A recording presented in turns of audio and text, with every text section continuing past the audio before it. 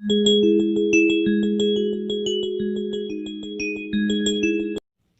Friends, आज हम लोग कैलकुलस के एक बहुत ही इम्पॉर्टेंट टॉपिक डिफरेंशिएशन के बारे में बात करेंगे। डिफरेंशिएशन पे बात करने के पहले कुछ बेसिक टर्म्स के बारे में डिस्कशन कर लेते हैं।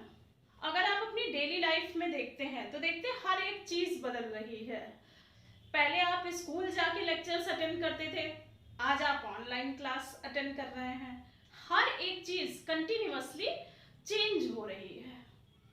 तो जो क्वांटिटीज हमारी चेंज होती हैं, वैरी करती रहती हैं, उनको हम लोग वेरिएबल कहते हैं। तो यहाँ पे वेरिएबल्स हम देख रहे हैं दो तरीके के होते हैं, एक डिपेंडेंट वेरिएबल और दूसरा इंडिपेंडेंट वेरिएबल। अब डिपेंडेंट और इंडिपेंडेंट वेरिएबल क्या होते हैं आप ये देखिए। आजकल आप लोग टीवी में देख रहे होंगे, आप लोगों को हर तरीके से बताया जा रहा है कि सोशल डिस्टेंसिंग हम लोगों को रखनी है। क्यों? क्योंकि सोशल डिस्टेंसिंग रखने से कोविड-19 के बढ़ने का खतरा कम हो रहा है। तो अब आप देखिए यहाँ पे आपके पास दो टर्म आ रहा है, एक सोशल डिस्टेंसिंग और दूसरा कोविड-19। जो कोविड-19 है उसके संक्रमण को वो बढ़ेगा या घटेगा, इसकी डिपेंडेंसी किस पे आ रही है? सोशल डिस्टेंसिंग पे। तो सोशल डिस्टेंसिंग अपने आप में एक इंडिपेंडेंट फैक्टर है और कोविड-19 डिपेंडेंट वेरिएबल हो गया। ये हमने एक सर्किल बना लिया और अगर सर्किल का रेडियस जो है वो आपकी आर है तो सर्किल के एरिया को हम लोग कहते हैं पाई आर स्क्वायर। अब एरिया जो है वो हमेशा सर्किल के रेडियस पे डिपेंड करेगा। अगर आप रेडियस 1 ले रहे हैं तो एरिया जो आपका आ जाएगा वो पाई आ जाएगा। अगर आपने रेडियस 2 ले ली तो जो एरिया की वैल्यू है वो यहाँ पे 2 रखेंगे, वैल्यू 4 पाई आ गई। अब आप कभी ऐसा नहीं अज्यूम कर सकते हैं कि रेडियस हम 2 रखें और हमारा एरिया 4 पाई के अलावा कुछ और आ जाए, क्योंकि यहाँ पे जो एरिया है वो रेडियस पे डिपेंड कर रहा है। जैसी रेडियस होगी उसी के अकॉर्डिंग ही हमें एरिया मिलेगा। तो इस तरीके से आपने देखा कि दो तरीके के हमारे पास में वेरिएबल होते हैं। एक इंडिपेंडेंटली वर्क करता है कि उसकी कुछ भी वैल्यू हम ले सकते हैं, और एक वेरिएबल जो होता है वो दूसरे इंडिपेंडेंट वेरिएबल पे डिपेंड करता है। तो इसको अगर हम मैथमेटिकली लिखेंगे तो हम लिखते हैं y is a function of x। y को हम यहाँ पे कहते हैं डिपेंडेंट वेरिएबल और जो ये x होता है उसको हम कहते हैं इंडिपेंडेंट वेरिएबल, क्योंकि हम उसको इंडिपेंडेंटली ले रहे हैं। तो यहाँ पे एक सिंगल इनपुट गया और ये सिंगल उसका आउटपुट हमें मिल गया y। y की वैल्यू हमेशा x पे डिपेंड करेगी। डिपेंडेंट वेरिएबल के रिस्पेक्ट में डिपेंडेंट वेरिएबल में जो चेंज आया है तो उसको हम कहते हैं rate of change in y with respect to x। Rate of change को हम दो तरीके से बता सकते हैं। पहला, जब हम चेंज निकालेंगे दो पॉइंट्स के बीच के डिफरेंस को लेके, तो ये हमारा जो निकलता है चेंज उसको हम कहते हैं एवरेज रेट ऑफ चेंज। और जब हमें चेंज एट अ पॉइंट निकालना हो सिर्फ एक पॉइंट पे, तो उसको हम कहते हैं इंस्टेंटेनियस रेट ऑफ चेंज, और यही हमारा डेरिवेटिव ऑफ द फंक्शन है। डिफरेंशिएशन को समझने के पहले हम लोग कुछ बहुत ही इंपॉर्टेंट कॉन्सेप्ट्स पे बात करेंगे जो कि कैलकुलस में एक बहुत ही इंपॉर्टेंट रोल प्ले करते हैं। Slope of the straight line. आप सब ने स्लोप के बारे में पढ़ा होगा। Slope that is steepness. Slope को हम इस तरीके से भी समझ सकते हैं, vertical length upon horizontal length. तो आपके पास में ये दो माउंटेन्स हैं, ये दो माउंटेन्स, और आपसे हम अगर ये पूछते हैं कि किस माउंटेन पे ट्रैकिंग करना आसान होगा, तो आप बताएंगे कि ये जो फर्स्ट वाला माउंटेन है इस पे ट्रैकिंग करना टफ होगा as compare to second mountain के। क्यों? क्योंकि अगर आप कभी भी कोई भी दो पॉइंट ले लीजिए इसके, तो आप देखेंगे कि आपको इस दो पॉइंट, अगर सपोज दैट ये दोनों पॉइंट हमारे ए और बी हैं और सेम ए बी डिस्टेंस अगर मैं यहाँ पे ले लूँ ए और बी, ये दोनों डिस्टेंस डिस्टेंस सेम है, तो जब हम रेशियो निकालेंगे तो हम देखेंगे कि हमें इसमें वर्टिकली ज़्यादा डिस्टेंस ट्रैवल करनी पड़ रही है, यहाँ पे हमें हॉरिजेंटली ज़्यादा डिस्टेंस ट्रैवल करनी पड़ रही है। तो जो स्टीपनेस या स्लोप होता है ये हमें बताता है कि अगर कोई इंक्लाइंड पाथ पे हम चल रहे हैं तो हमें हॉरिजेंटल डिस्टेंस के रिस्पेक्ट में कितना वर्टिकली डिस्टेंस तय करना पड़ता है, इसी को हम लोग स्लोप कहते हैं। इट मीन्स कि अगर हमें किसी लाइन का स्लोप निकालना है तो हम लिखेंगे change in vertical distance upon change in horizontal distance. Rate of change of function actually related to the slope of the curve, और हमें कर्व की स्लोप निकालना आता है, इट मीन्स कि हम rate of change of the function भी निकाल सकते हैं। स्ट्रेट लाइन के केस में आप कोई भी दो पॉइंट लेंगे, उनके बीच की जो स्लोप है वो हमेशा सेम निकलेगी, यानी कि स्ट्रेट लाइन के हर पॉइंट पे स्लोप होती है वो एक ही रहती है, कांस्टेंट रहती है। तो अगर हमारे x और y के बीच का जो ग्राफ है वो स्ट्रेट लाइन है तो rate of change in that case will be constant. Real life में चीजें इतनी आसान नहीं होती हैं, दो क्वांटिटीज के बीच में जो कर्व्स होते हैं वो हमेशा स्ट्रेट लाइन नहीं मिलेंगे, वो हमें कर्व्ड लाइंस भी मिलेंगे। तो अब हम देखेंगे कि फिर कर्व्ड लाइन पे स्लोप कैसे निकालें। हम सब ने बचपन से ही पढ़ा हुआ है कि जो अर्थ का शेप है वो एलिप्टिकल है, that is almost rounded shape में अर्थ है। बट इन रियल लाइफ जब हम देखते हैं, हम जिस दुनिया में रहते हैं वो हमें इस तरह की फ्लैट दिखाई देती है कि एक फ्लैट सरफेस है जिसमें पूरी दुनिया है और हम लोग रहते हैं। हम लोगों ने पढ़ा तो है कि अर्थ जो है वो राउंड इन शेप है। जरा हम लोग गौर करते हैं कि एक्चुअल में होता क्या है। सपोज दैट आप अर्थ के इस पी पॉइंट पे अभी इस वक्त हैं। अब हम क्या करेंगे कि इस पी पॉइंट के आसपास का थोड़ा सा एरिया लेते हैं और इस एरिया को जूम करके जब हम देखते हैं तो ये पहले के कंपेयर में हमें लेस कर्व्ड मिलता है। अब हम P के पास का और छोटा सा पार्ट ले लेते हैं और उसको और जूम करके देखते हैं, तो अब जो ये हमें पार्ट मिला ये लेस कर्व्ड मिला और ज़्यादा। अगर हम किसी कर्व सरफेस का एक बहुत छोटा सा पार्ट लेते हैं, बहुत ही छोटा सा पार्ट, तो उसको हम अप्रॉक्सीमेट कर सकते हैं एक स्ट्रेट लाइन के। और वही हमारे आपके साथ में होता है कि हम अर्थ के कंपेयर में जितना एरिया अपने आसपास देख पाते हैं वो बहुत ही स्मॉल पार्ट होता है, और इसलिए हमें ये फील होता है कि जो ये अर्थ है जिस पे हम लोग रह रहे हैं वो कर्व्ड ना होकर के फ्लैट है। Curved line in a very small region around a point on it can be approximated by a straight line। और ये जो आइडिया है वो मोस्ट इम्पॉर्टेंट आइडिया है जिस पे हम लोग कैलकुलस के बहुत सारे इम्पॉर्टेंट रिजल्ट निकालते हैं। If graph of the function is curved line, अगर ये हमारा function y is equal to fx है, तो आप देखिए इसके हर पॉइंट पे जो स्लोप है कर्व की वो डिफरेंट होगी। P पॉइंट पे जो स्लोप है वो कुछ और है। जैसे जैसे हम P से Q की ओर बढ़ रहे हैं जो कर्व है वो और स्टीपर होता जा रहा है, और हम ये भी देख रहे हैं कि हर पॉइंट पे कर्व की जो स्टीपनेस है, कर्व की जो स्लोप है वो अलग अलग है।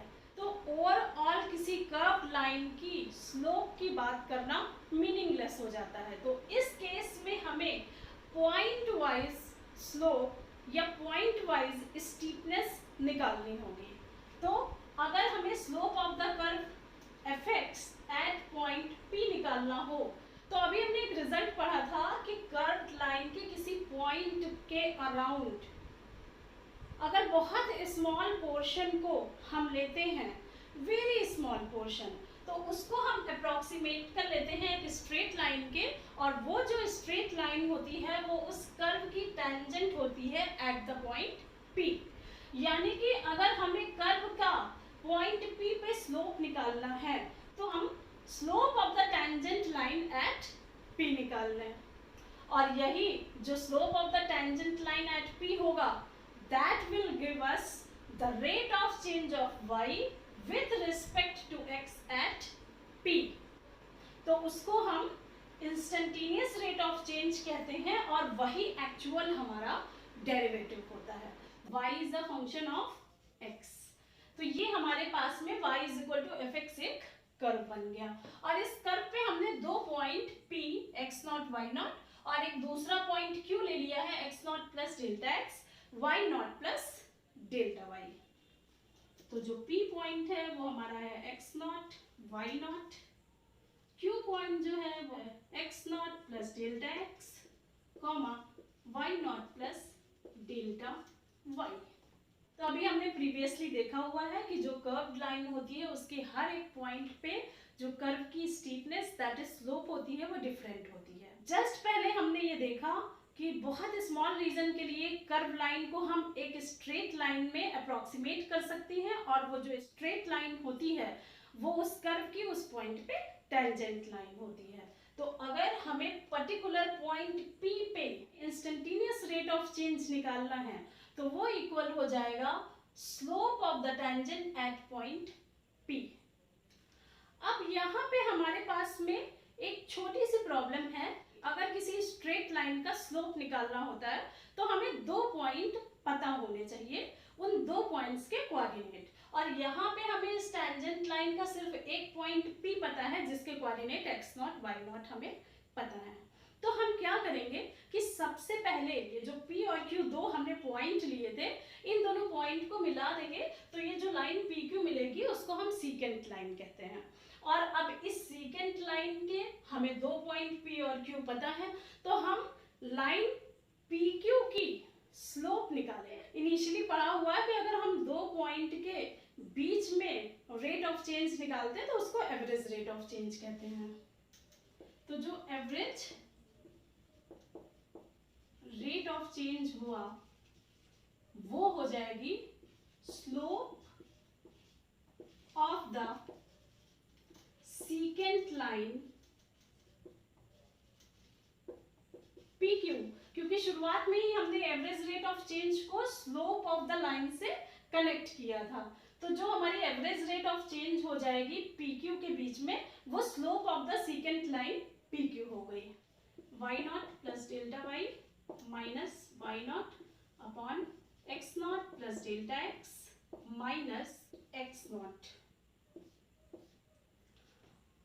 अगर y को हम fx लिख सकते हैं तो y nought plus delta y को हम लिखेंगे fx not plus delta x।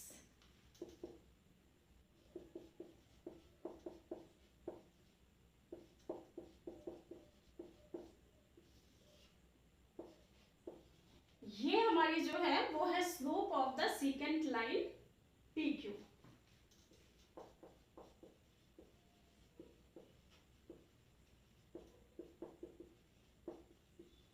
जो कि हमारी एवरेज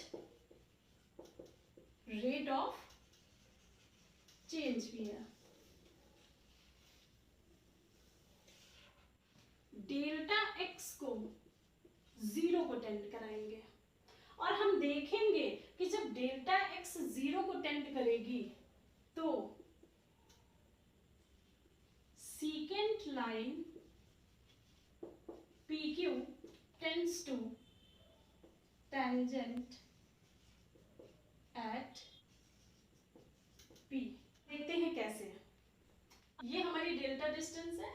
जब हम डेल्टा x टेंडिंग टू 0 कराएंगे तो जो Q पॉइंट है वो शिफ्ट होना शुरू हो जाएगा P के पास, और जब डेल्टा x बिल्कुल 0 के करीब पहुंच जाएगा उस केस में ये जो Q पॉइंट है ये P पॉइंट के जस्ट बगल वाला पॉइंट हो जाएगा, यानी कि अप्रोक्सीमेटली P और Q कोइंसाइड कर रहे होंगे उस केस में। इस चीज को हम लोग यहाँ देख सकते हैं। ये हमारा कर्व है, ये P पॉइंट है और ये Q पॉइंट और ये हमारी PQ लाइन हो गई, और ये जो हमारी लाइन है वो टेंजेंट है P पे। अब जब डेल्टा एक्स 0 को टेंड करेगा तो क्यू पी की ओर टेंड कर रहा है।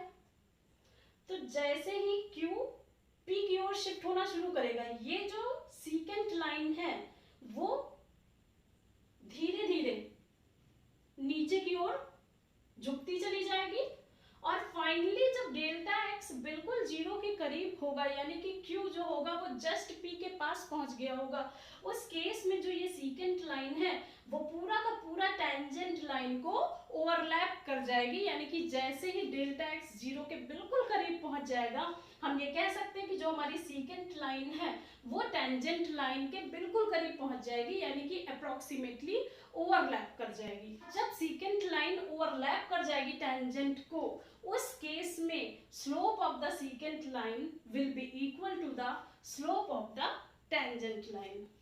So it implies that slope of the tangent line at P is equal to limit delta x tending to 0 f x naught plus delta x minus f x naught upon delta x, जो कि हमें निकालना था। और slope of the tangent line eight point P क्या है? Slope of the curve at point P instantaneous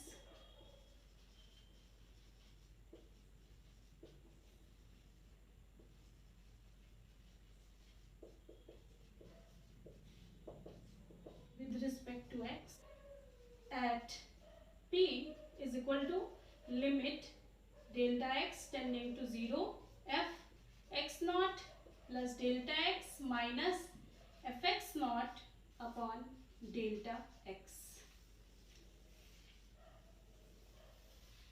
जो ये हमारा इंस्टेंटेनियस रे है, इसको ही हम कहते हैं derivative of y, that is fx with respect to at P is equal to limit delta x tending to 0 f x naught plus delta x minus f x naught upon delta x, और इसको हम denote करते हैं f dash x से, that is f dash x is equal to limit delta x tending to 0 f x naught plus delta x minus f x naught upon delta x। तो ये particular point P पे हमने given function का derivative निकाल लिया। यहाँ पे जो हमने केस लिया है वो डेल्टा x ग्रेटर देन 0 का लिया है। सिमिलरली हम लोग डेल्टा x लेस देन 0 पे भी सेम प्रूफ कर सकते हैं। उस केस में हमारा जो Q पॉइंट होगा वो P के लेफ्ट साइड में होगा। क्या हर पॉइंट पे किसी फंक्शन का डेरिवेटिव एग्जिस्ट करेगा? आंसर ये है कि जो राइट हैंड डेरिवेटिव है अगर लेफ्ट हैंड डेरिवेटिव के इक्वल आ जाता है when delta x tending to 0, उस केस में कहते हैं कि पर्टिकुलर उस पॉइंट पे फंक्शन का डेरिवेटिव एग्जिस्ट करेगा। आगे चल के हमारे पास फार्मूले रहेंगे जिनकी हेल्प से हम डायरेक्ट किसी भी फंक्शन का डेरिवेटिव निकाल सकते हैं, बट अगर आप कभी लिमिट की हेल्प से किसी फंक्शन का डेरिवेटिव निकालते हैं तो उसे हम कहते हैं फर्स्ट प्रिंसिपल से डेरिवेटिव निकालना गिवन फंक्शन का। आई होप कि आप लोगों को जो डेरिवेटिव पे